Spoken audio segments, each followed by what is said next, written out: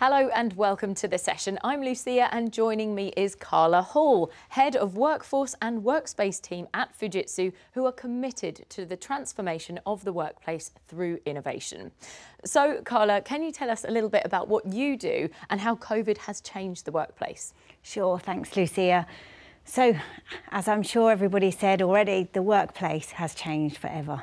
And we've accelerated digital transformation to support new ways of working at speed. Our primary focus has been on the impact of the workforce and the transformation and the culture change and adoption needed to support the shift to a more productive and engaged workplace. Thanks, Carla. So often the focus is on technology, but it's the people that make the change and make it real. So can you tell us a bit more about that within the business? Yeah, it really is. The experience of our employees is so closely linked to the ability to adapt, and having the right mindset and culture for people to thrive is really vital to the resilience of all organisations.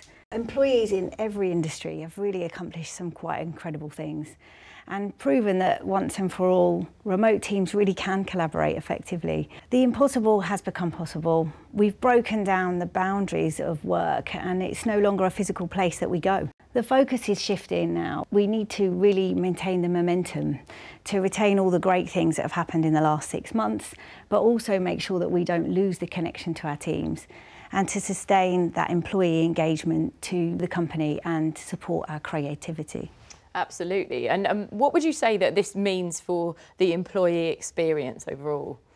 Yeah, well, it's really about enabling our customers to deliver a better overall experience to their customers. And the employee experience is really a perception. It's all about the related feelings that we have as employees, drawn from our interactions with every touch point across the organisation. So it's about the physical environment, what the options are. We've seen more, choice around, do we want to be able to flex between a physical office location and our home location? Not just about the physical location and opening up the choices there to where we work from, but also about the opportunity to choose the technology that we use to collaborate, and also our opportunity to look at how we interact socially. Can you tell us a bit more about the digital technology that's come into play over the COVID period? Yeah, sure. So I think we have to be mindful of, really having 5 generations in the workplace now. And I think the expectation there is that we want to have choice. We want to have choice about how we work together, how we connect together. And everybody's different in the way that they like to be able to do that. So we need to be able to offer choice. We need to be able to offer a really personalised and intuitive service for lots of different work styles and lots of different roles. It's really important to enable them no matter where they are or how they want to work. And I guess from a social perspective, what are the most important things there in terms of the workforce? I think it's vital that we really look at how we engage. So the frequency of communication and the way that we do it, and bringing teams together when they're no longer in a physical environment. So it seems really obvious, but it really is about creating an office that is borderless.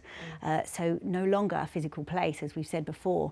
So it's really closely connected to how we use the different channels of communication to engage with everybody. Yeah, absolutely. And of course, well-being whilst working remotely is hugely important and a massive focus for many businesses at the moment. So how does technology help support this within the business? So remaining well and productive, I'm sure is vital to everybody. It's on the top of our list, but it's even more important when we're working in this remote-centric world, and it's really challenging.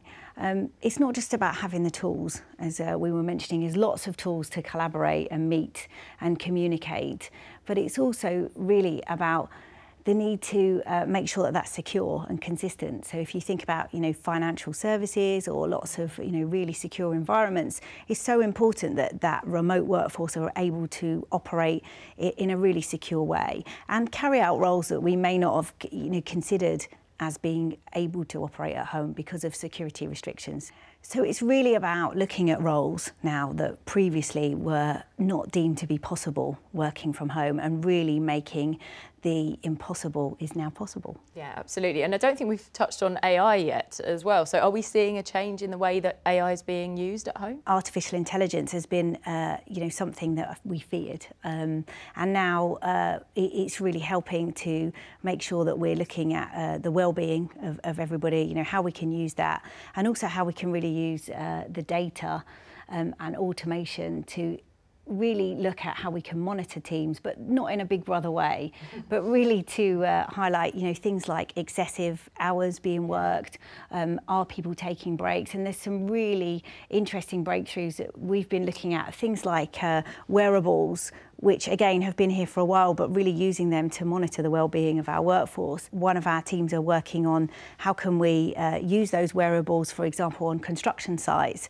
where we can make sure that we can detect if proximity levels are being breached to keep everybody safe. That's great. And how does that technology support well-being across the whole business, would you say? Yeah, I think we've focused quite a lot on remote workers, but technology is now being used for thermal imaging, and CCTV. So how can we use that to detect increases in temperature?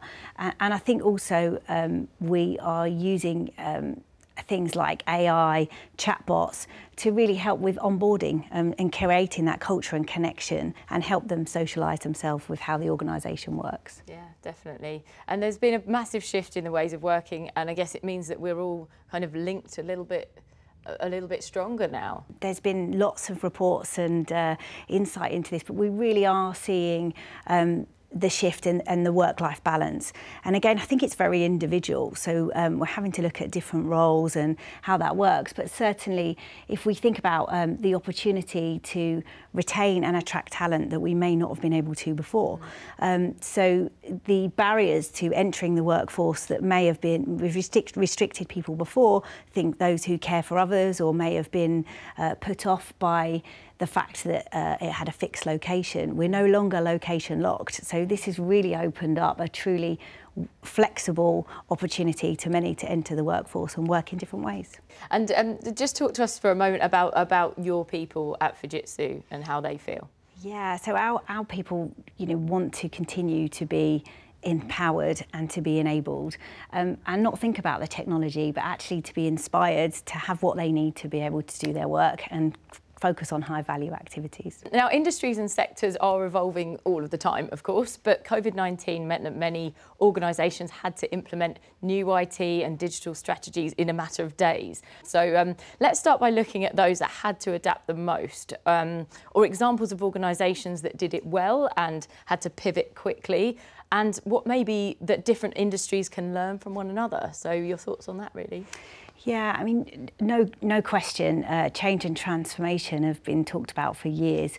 But in 2020, it was quite exciting, actually, because we saw plans accelerate at a speed never seen before, and also that everybody was really focusing on what mattered most to them.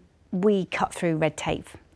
Things that would have stalled in the planning phasing previously allowed us to mobilise millions of us to work at home in a different way. And I think that was across every single sector. In record time, the plans have been executed in a way that really would have been slowed down by the way that we were operating previously. So it's been really, really interesting time to see how that's accelerated. And I suppose there's different challenges depending on the sector that one works in. So like hospitality or transport had the issue of being able to scale down rapidly. So can you tell us a bit about that? For every sector, slightly different challenges. I think there was the scale down to where revenues were disrupted, as you said, transport, retail and hospitality. And obviously at Fujitsu, we look across all sectors, and all were impacted in very different ways. But with finance and food supply organisations, it was completely the opposite, the ability to rapidly scale up to meet a peak demand that would have taken months to plan for usually. So common factors, though, were the need to be able to adapt at pace. Technically, many did cope well with a few minor issues, but the cultural issues will take more time to establish. Those who were quite mature on their digital transformation journey were able to cope best. They were able to prepare and pivot much more quickly to meet the changing demands in the market and to meet those changing needs of their customers. And are there some examples you could give us of businesses that have adapted well during lockdown? Sure. So one that I'd like to mention, which I think brings this to life a little bit, is many of us were, choosing to take a mortgage holiday or apply for additional loans, and this put exceptional pressure on the process management within one of our financial services customers. To be able to cope with this demand, we were able to deploy hundreds of robots, so really to automate and increase the ability to still deliver an excellent customer experience, but able to automate many of those. I think what's also interesting is the rules quite often change, so we were then able to change those rules and change the way that we automated the services in no time. And you mentioned that there's another customer of Fujitsu, Centrica, who have a great story as well. Yeah, we're really proud of the work, and I think it shows how we can work with our customer and also with our partners to really adapt at pace, in line. So we were able to build over 3,000 laptop devices in just 2 weeks, wow, which is a phenomenal effort. We were enabled the key workers to connect to the office network from home, and as if they were in the workplace. But I think it's also worth mentioning, apart from, it's not just about having the hardware and providing the laptops to those workers, it's really about being able to adapt the infrastructure behind that too.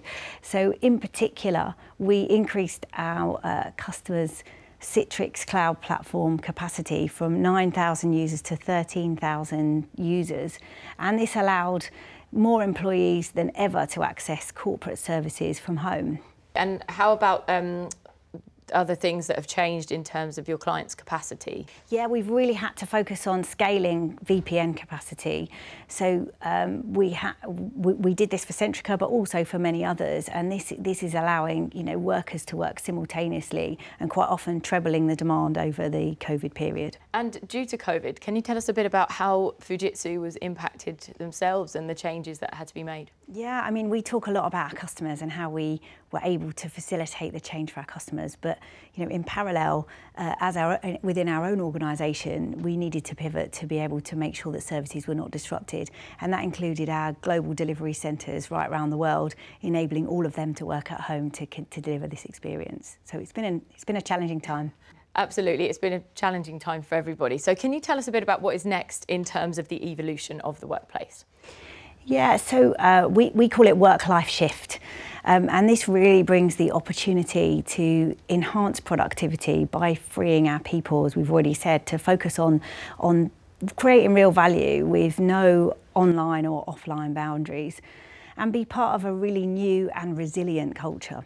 Now that companies have gone fully virtual, I read Twitter have gone to 100% working from home. It really is about importance of communicating more efficiently and more frequently across a networked environment.